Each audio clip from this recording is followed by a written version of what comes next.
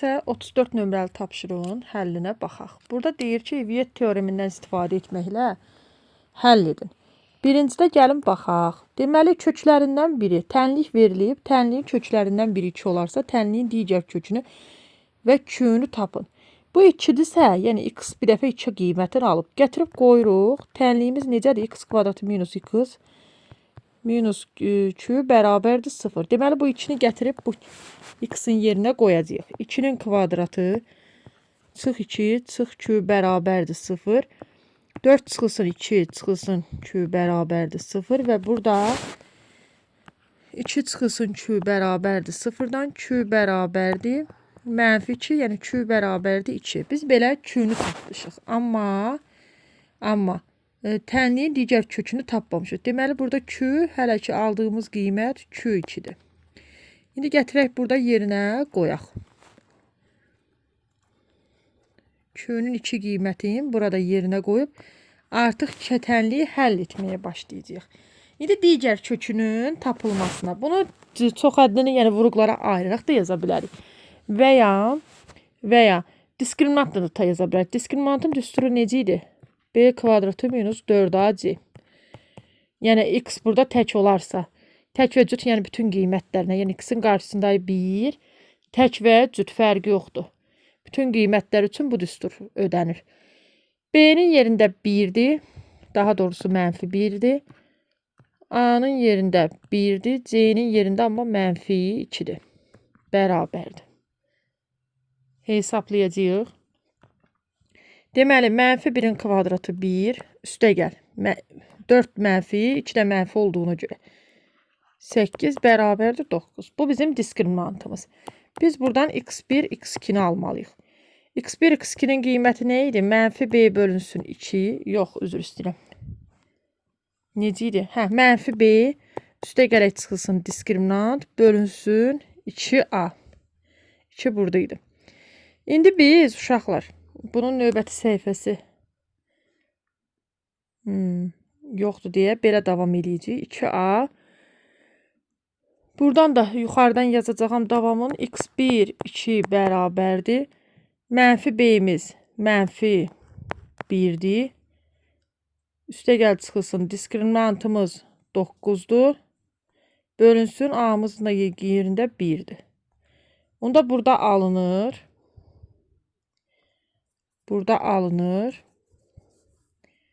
Davam etsək, x1, 2 bərabərdir. Mənfinin qarşısında mənfi 1 olur, müsbət 1. Çıxılsın 3, bölünsün 2. x1-imiz alır. 1-in üstünə 3 gəlib 2-yə bölsək, yəni 4-ü 2-yə bölsək 2, unsuz da burada verilmişdi. Digər kökü indi tapırıq. 1 çıxılsın 3 bölünsün 2, mənfi 1. Deməli, digər kökü də nədir? Yəni x2-miz mənfi 1-dir. Burada belə. İndi davam edirik.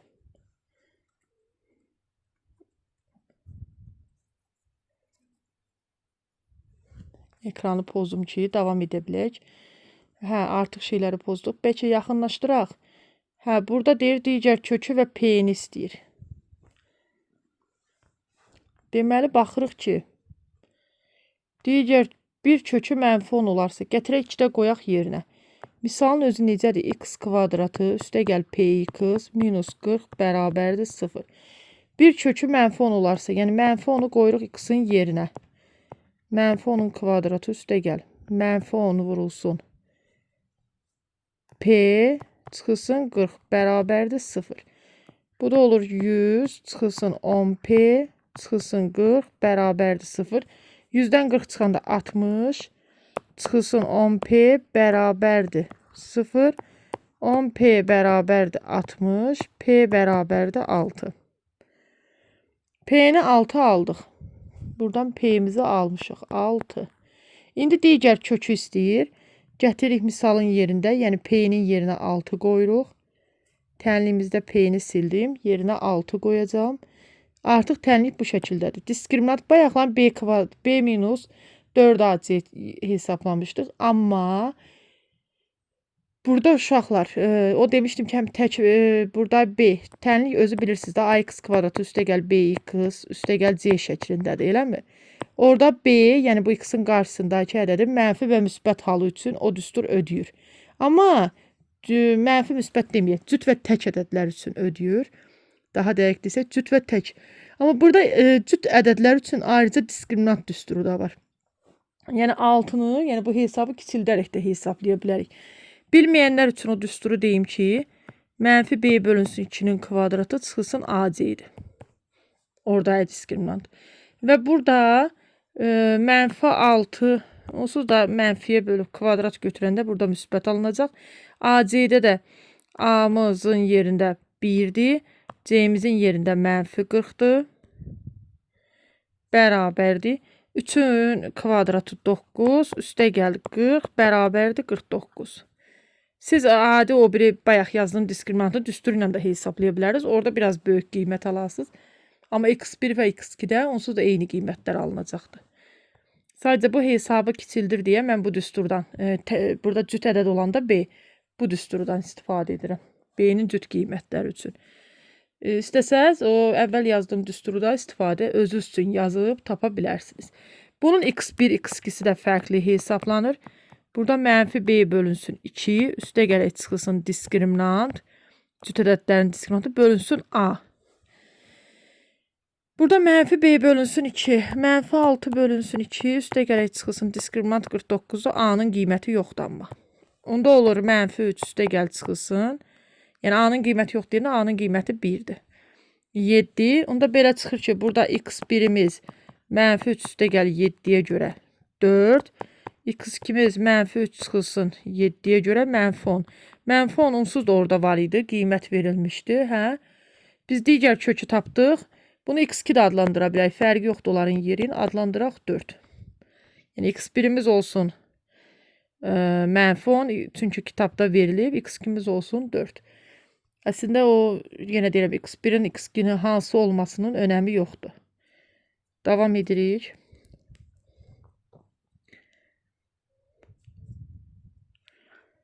Sonra keçirik. Üçüncüdə nədir? Yenə köklərindən biri 3-dür. Digər kök. Yenə kökün biri var. Digər köklə Q-nü istəyir. Demək, kökün biri varsa qoyaq yerinə hesablayaq da. Kökün biri var. Onda bu kökün birini qoyacaq yerinə. Neçə idi kökün biri? 3 idi. Yox, biz düz baxdıq. Hə, 3 idi, 3 idi. Bəli. Qoyuruq yerinə 3-ün kvadratı çıxılsın 5 vurulsun 3. Üstə gəl Q bərabərdir 0. 9 çıxılsın 15. Üstə gəl Q bərabərdir 0. Mənfi 6 üstə gəl Q bərabərdir 0. Q bərabərdir müsbət 6. Oldu mu? İndi bu müsbət 6-nı gətirib qoyacağıq uşaqlar yerinə. Qoyacağıq yerinə. Diskriminant bərabərdir. B kvadratı minus 4AC düsturuna görə. Yəni, burada B-nin həm tək, həm cüt qiyməti üçün ödənən düsturdur bu. Mənfi 5-in kvadratı minus 4 vurulsun 1 vurulsun 6. Bu da bərabərdir. 25 çıxılsın 24 bərabərdir 1. x1, x2-miz belə tapılacaq. Mənfi 5 üstə gəl çıxılsın diskriminant 1 bölünsün 2. Artıq düsturu bilirsiniz də, bayaq yazmışdım. Yazıb götürmüşsünüzsə təkrar düsturu yazmıram. x1-imiz bərabərdir. Mənfi 5 üstə gəlib 1 bölünsün 2-də. Mənfi 4-ü 2-yə böləndə mənfi 2. x2-miz bərabərdir. Mənfi 5 minus mənfi 1. Burada niyə mənfi 3 alındı? Yox, çünki mənfi B olduğunu görə burada 5 əslində mənfi olmalı deyil. İndi düzəldək, indi düz olacaq. Burada alınacaq 3, burada alınacaq 2. Qiymət verilmişdi 3 qiyməti uşaqlar. 3 verilmişdi. Bizim tapdığımız 2-dir. P-ni də neçə tapmışdıq? Q-nü daha doğrusu burada Q istəyirdi. 6 tapmışdıq. Deməli burada Q 6, x2-miz isə 2-dir. Davam edirik. Misal çətin misal deyil, sadəcə çox vaxt aparır. Yorucu misaldır. Baxaq. Dördüncüyə. Dördüncüdə demək köklərindən biri 3-dür. Yenə deyək bayaqki kimi. P-ni və digər kökü istəyir. Gəlin baxaq. Tənliyimiz özü Köklərdən biri 3'dür. 3'ün kvadratı çıxılsın 3p üstə gəl 3 bərabərdir 0. 9 çıxılsın 3p üstə gəl 3 bərabərdir 0. 12 çıxılsın 3p bərabərdir 0. Mənfi 3p bərabərdir mənfi 12. P bərabərdir 4. P'ni tapdıq. P'ni tapdıq 4. İndi tapırıq. Yerinə qoyuruq, digər kökü tapırıq. P'ni yerinə qoyacağıq 4 deyə. İndi diskriminant bayaq cüt ədədlər olarsa, 4'ün yarısının kvadratı ilə 4'dür. Mənfi b bölünsün 2 kvadratına görə 4'dür. Əslində orada mənfi b kitablarda verilir, amma heç onun mənfi b kimi göstərməyə ehtiyac yoxdur. Onsuz da bunun kvadratı cüt olacaq da. Üstə gələk AC olmalıydı. Düstur belədirsə 4'ün yarısının kvadratı. Yəni lap mənfi 4'ün 4'dür. Çıxılsın AC-yə görə düstur.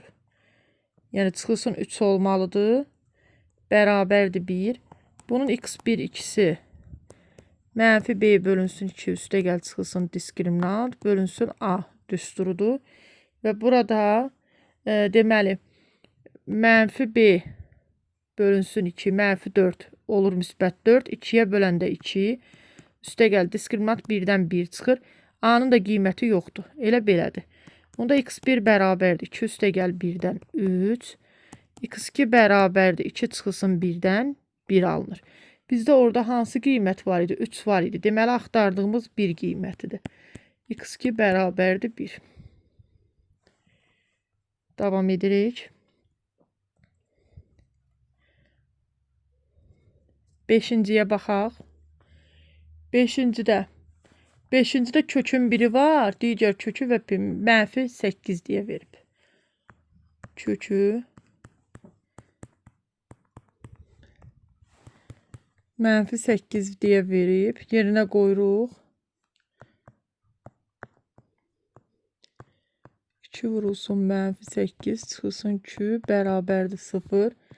64 çıxılsın 16 çıxılsın 2 bərabərdir 0. 64'dən 16 çıxanda 48 çıxılsın 2 bərabərdir 0. Mənfi 2 bərabərdir mənfi 48. Və buradan 2 də bərabərdir 48. Niyə 2'nü belə böyük aldıq? Yəqin ki, belə də olmalıydı. 48'i qoyacaq indi yerinə. 2'nün yerinə. Biz burada 2'nü 48 almışıq. 2 bərabərdir 48. Deməli, gətirib yerinə qoyuruq. Olur, tənliyimiz bu şəkildə.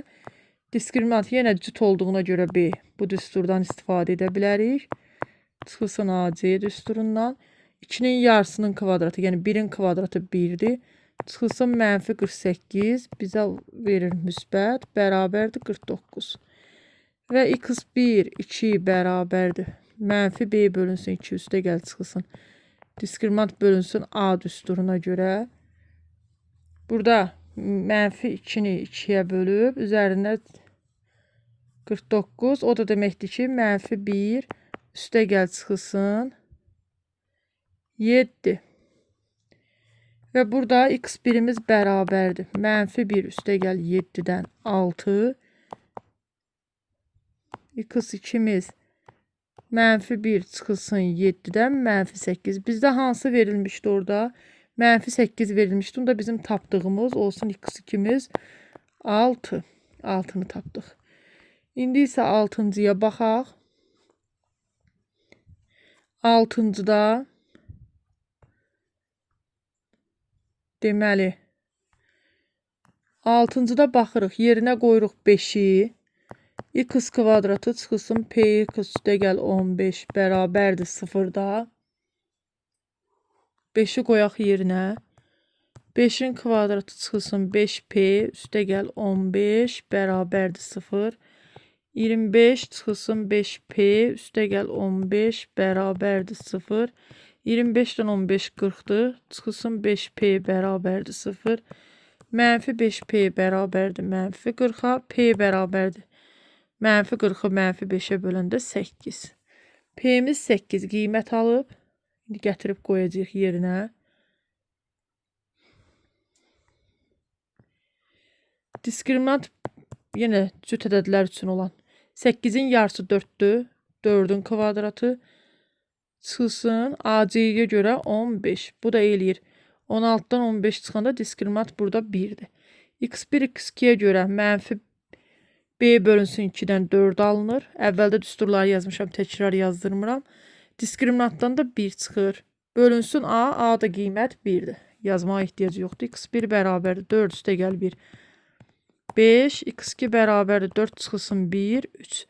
Bizə orada 5 verilmişdi. Bizim tapdığımız P-nin yerinə 8 tapdıq. Digər kökü isə 3 tapdıq. Davam edirik. 7 və 8 qaldı. 7-də tənliyimiz x kvadratı çıxılsın p(x) üstə gəl 15 bərabərdir 0 şəklindədir. Kökün biri 3-dür. Qoyuruq yerinə. Bərabərdir 0.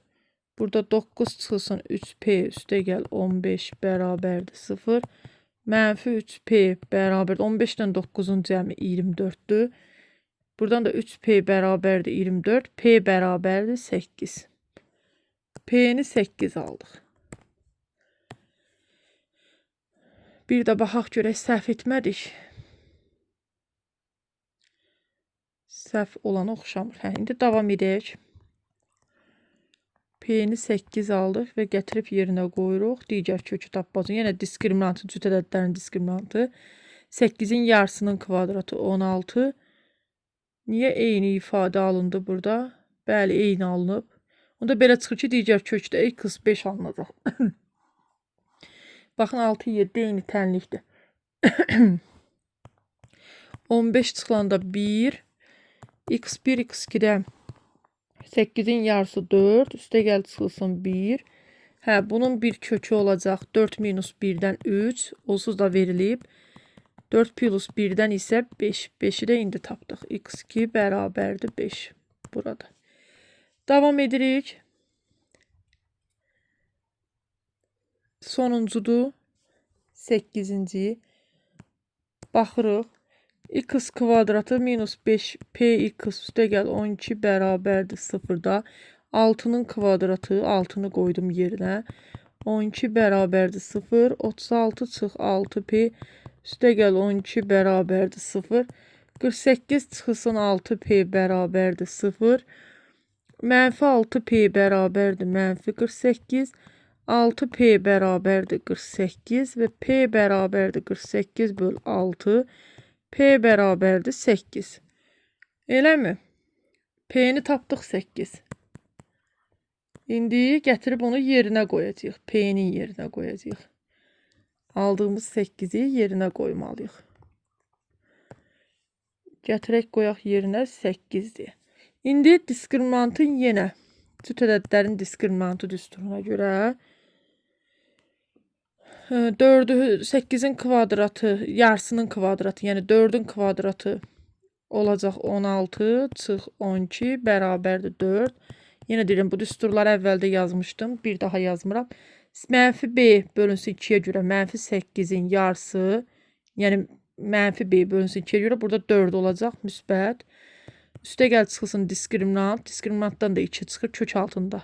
Diskriminantdan da 2 çıxır. A-nın da qiyməti yoxdur. X1-imiz 4 üstə gəl 2 onsuz da verilib. Kitabda verilib 8 deyə. Biz tapmışıq ikinci kök 4 minus 2 bərabərdir 2-ni.